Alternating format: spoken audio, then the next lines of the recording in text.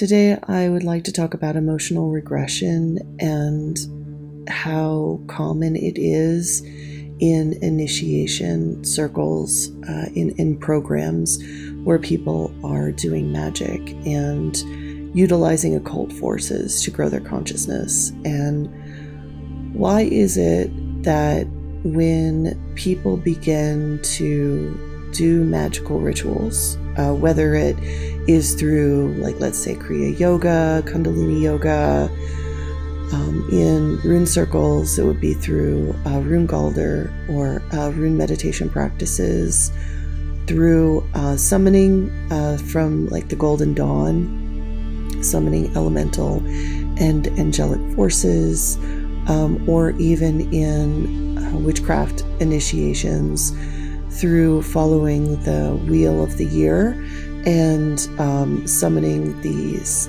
different elemental forces throughout the Wheel of the Year. Why is it that when you begin to do these rituals as a magical practitioner and you're aligning yourself with the greater forces of the universe, with the wisdom of your ancestors, and also opening oneself to the divine forces of the upper realms, that people end up acting like absolute children? Why does this happen? And I think a lot of people don't understand about the complexity of the human psyche. And when you start agitating that human psyche with ritualistic forces, so whatever kind of technology, because if you think about it, the occult, anything that is occult practice is a type of technology.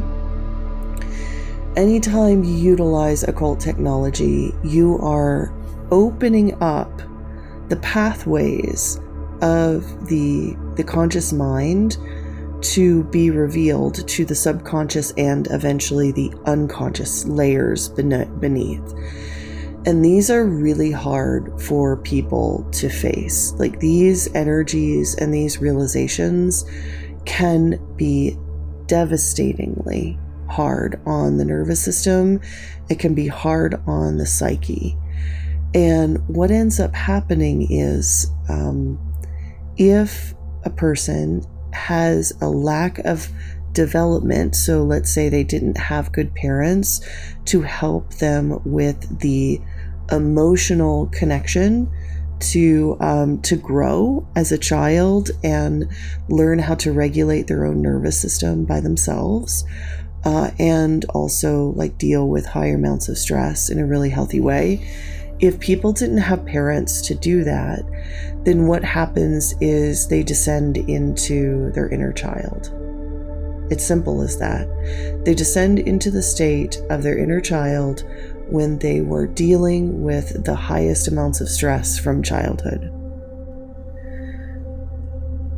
So, how do we heal this? And one of the things I learned through teaching people runes, and also, putting myself through several initiation programs, through Druidry, the Golden Dawn, rune cycles, as well as Scythe and ancestral shamanic practice, is that you need to reparent your own inner child. And the best way to do that is through connecting with a divine feminine. And any kind of goddess that is connected to helping children grow is going to be your best guide through this process. And this is why I think that one of the biggest problems with initiation mystery schools is the lack of the divine feminine is causing a lot of, I would say, kind of like schizoaffective issues in practitioners. And this is why most of our initiation schools are pretty toxic, because it is people trying to, instead of reparent their inner child and reparent a lot of the broken energies within them that never got to grow up, they actually make it their whole personality, and they become very egoic. And this is why you end up with really toxic spiritual communities, because nobody is yielding to the mother goddess as a mother to help us reparent our own psyches as we're agitating these forces within us. So if you are going to do any kind of occult practice, I would suggest that you would find a goddess, especially a mother goddess, that is kind and loving and nurturative. Like, she needs to be nurturing, and she needs to be also strong and values wisdom. And so there's lots of goddesses in every pantheon across the world that fit that bill. Mother Earth is also a really great goddess for that too. If you don't have a goddess in the pantheon that you work with, namely if you're working with angelic forces, and this is my problem with the Golden Dawn, is that they have no divine feminine within them, as well as a lot of the monotheistic mystical schools do not have a strong mother divine feminine connection. So what ends up happening is most of the priests, they end up going mad in those systems, because they fracture their inner child through the trauma and the stress of pulling up these energies from the subconscious realm, and they don't reparent the inner child to be able to handle these forces. So they end up externalizing a lot of their trauma, and that's why you get a lot of these religions feeling like they need to change the world because they cannot handle what's on the inside. That is a fractured inner child. Anyone who never got to heal their inner child feels like they have to change everybody else but them. It's a very simple process. And so we have a lot of people coming out of these initiation schools with these mindsets, and they're creating actual religious doctrine and affecting world politics. And all of this is due to the issues of not being able to handle the emotional regression that happens during initiation.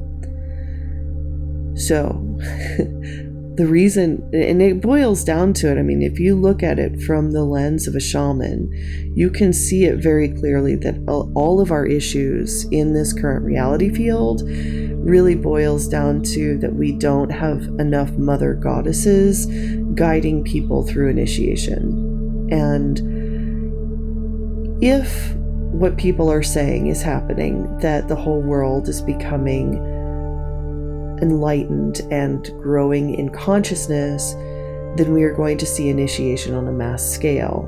And if people don't have access to understanding the energies of a divine mother maternal goddess to get them through patching their consciousness back together and reparenting their inner child to deal with these tremendous energies unearthing from the subconscious, we are going to see massive amounts of narcissistic behavior on the world stage.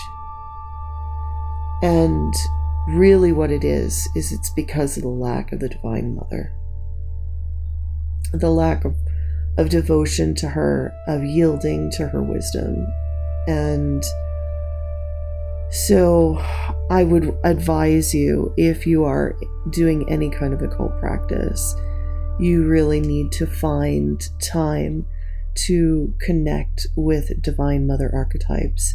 It's the one thing that's going to help you repair your psyche. And the Divine Mother will guide you through the steps of healing and integrating all that you learn in the spiritual realms. The Divine Mother is there for us. She's waiting, but she won't force herself upon you. You need to ask.